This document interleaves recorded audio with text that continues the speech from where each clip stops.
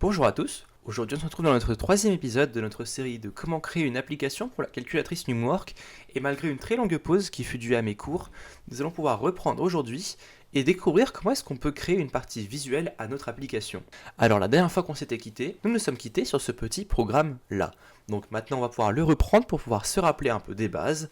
Donc au début nous avons pu importer deux petits headers qui vont nous permettre de interagir avec la calculatrice et d'avoir des couleurs par défaut. Nous avons ensuite pu définir le nom de notre application, et enfin nous avons le main de notre programme qui va donc servir de la partie exécutable de notre application. Donc nous allons maintenant pouvoir découvrir les parties visuelles de notre application en nous intéressant un peu plus à ce petit eadkpp.h. Donc si on l'ouvre, en faisant CTRL-clic gauche dessus, nous pouvons ouvrir ce petit menu ici, où nous voyons exactement toutes les fonctions et tout ce qui est défini au final dans ce header. Donc pour ça, nous pouvons voir qu'il y a énormément de choses, mais la partie à laquelle nous nous intéresserons aujourd'hui est celle-là. Cette partie-là correspond à toute la partie visuelle de la calculatrice. Donc nous pouvons découvrir des nouvelles classes qui vont être Color, Point, Rect et Screen, et Display enfin, qui vont chacune permettre de définir quelque chose de différent. Donc Color, comme son nom l'indique, définit une couleur. Et si nous revenons ici et regardons dans Palette, nous pouvons voir que Palette nous définit exactement des couleurs, avec des valeurs par défaut comme Black qui va être tout noir, ou alors Light Blue qui va être bleu clair. Donc ce sont des codes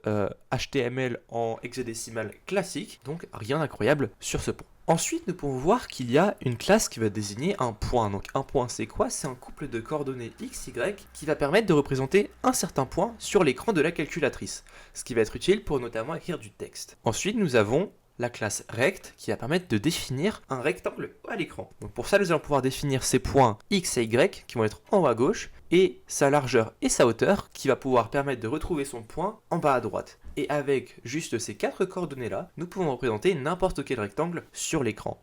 Enfin, nous avons un namespace qui va pouvoir représenter l'écran. Pour ça, on peut voir qu'il y a deux constantes qui vont être la largeur et la hauteur. On peut voir que la largeur et la hauteur correspondent tout simplement à la largeur et la hauteur de l'écran en pixels. Et enfin, nous avons un rectangle qui va s'appeler screen2.2.rect, qui va tout simplement être un raccourci pour représenter un rectangle qui va englober tout l'écran en entier. Enfin, nous avons trois dernières fonctions qui vont, elles, vraiment nous intéresser, qui sont pushRect, pushRectUniform et drawString.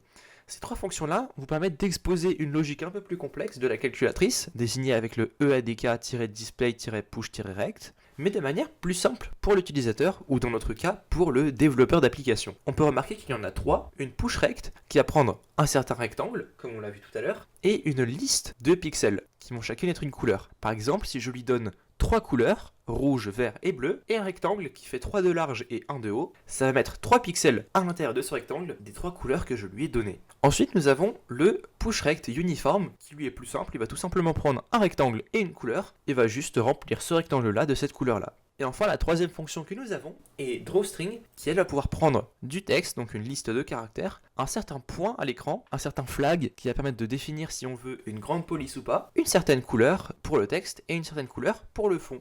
Donc maintenant, intéressons-nous un peu plus à notre programme. On peut remarquer que notre main de notre programme a deux parties principales, et c'est celle avant la boucle, celle dans la boucle et celle après la boucle. Donc là, il n'y a rien dans les deux parties sur trois, et dans la première, on efface juste l'écran. Et ceux qui ont déjà fait de la programmation pour Arduino pourront reconnaître potentiellement la structure setup puis loop. Et c'est exactement le cas ici. Nous allons pouvoir d'abord initialiser notre programme, donc faire tout ce qui a besoin d'être fait qu'une seule fois. Puis ensuite, la boucle, qui va être un peu la boucle principale, même pas juste un peu, ça va être la boucle principale de notre application. Donc pour ça, si on veut juste écrire du texte à l'écran une fois, on va pouvoir le faire avant la boucle, pour la simple et bonne raison que dessiner sur l'écran, ça prend du temps, tout comme n'importe quelle opération, et donc pour l'optimiser, nous allons pouvoir dessiner sur l'écran qu'une seule fois au début de notre application dans le setup. Donc pour ça, on va pouvoir utiliser display drawString et maintenant lui donner tous les arguments qu'il attend. Donc pour ça, on va pouvoir lui donner du texte, comme par exemple bonjour.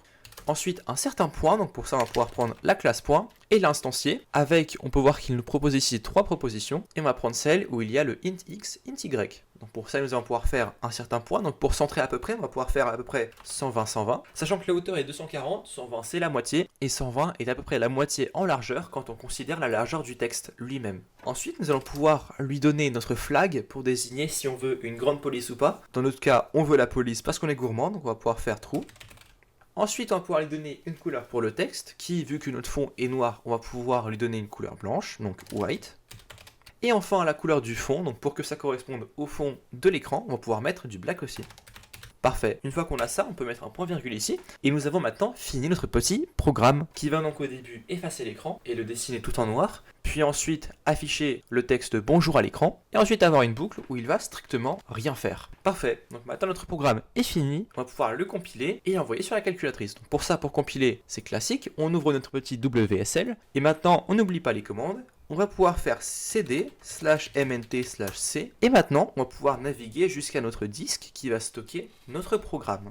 Une fois que nous sommes dans notre dossier, on va pouvoir vérifier que c'est le bon en faisant la commande ls et bien vérifier que nous avons le fichier makefile. Une fois qu'on l'a, on va pouvoir tout simplement faire un petit make clean et make qui va du coup, si tout s'est bien passé, compiler notre programme. Une fois que nous avons vu nos 4 petits messages ici, on peut maintenant ouvrir notre navigateur et envoyer le programme sur la calculatrice. Donc pour ça, on va bien vérifier que la calculatrice est connectée en vérifiant la petite notification.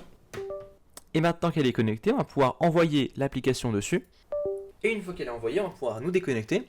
Et je vous retrouve dans la caméra Numworks. Ok, maintenant que nous sommes sur la calculatrice, on va pouvoir naviguer en dehors du menu de base en appuyant sur la touche Back. Ensuite, pouvoir naviguer jusqu'en bas, jusqu'à notre application. On appuie dessus et on constate qu'il y a bien notre petit bonjour qui est le message que nous avons codé dans notre petit programme. Donc on dirait que ce sera la fin de ce 3e épisode. Le 4e devrait sortir extrêmement vite car je les enregistre à la boucle parce que les vacances m'ont redonné de la motivation pour. Donc j'espère vous revoir dans les prochains et pour l'instant je vous dis à plus.